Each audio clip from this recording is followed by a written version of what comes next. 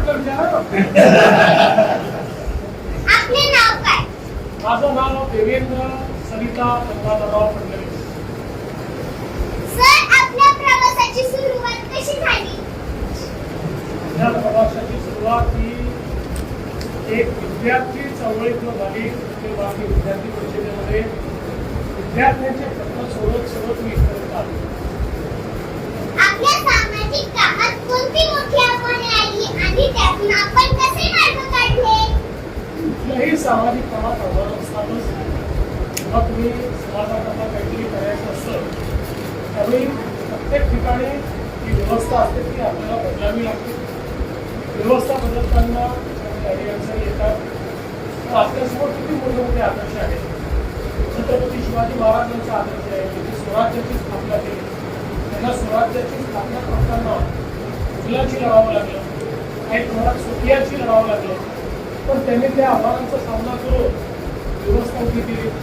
आपल्यासमोर भारतरत्न डॉक्टर बाबासाहेब आंबेडकरांचा आदर्श आहे की ज्यांनी व्यवस्थेच्या विरुद्ध इतकी मोठी लढाई उभी केली आणि मानवतेचा धर्म हा आपल्याला शिकवला आणि समतेचं राज्य हे संविधानावर तयार केलं.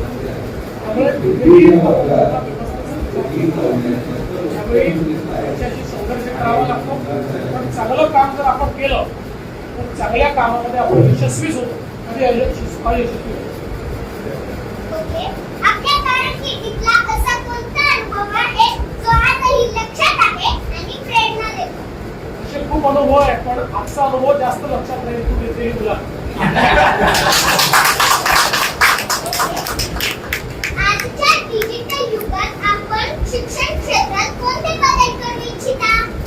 मला असं वाटतं की डिजिटल शिक्षण खूप महत्त्वाचं आहे आणि आज या शाळेमध्येच एक अतिशय सुंदर डिजिटल लॅबचं मी उद्घाटन केलं.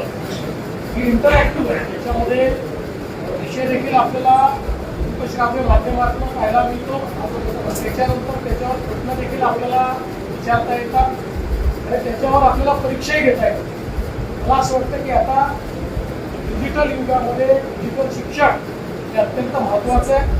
प्रत्येकाकरता डिजिटल शिक्षणामुळे शिक्षणाची दारं उघडलेली आहेत आणि जगातली कुठली गोष्ट ही आता आपल्याला शिकता येते.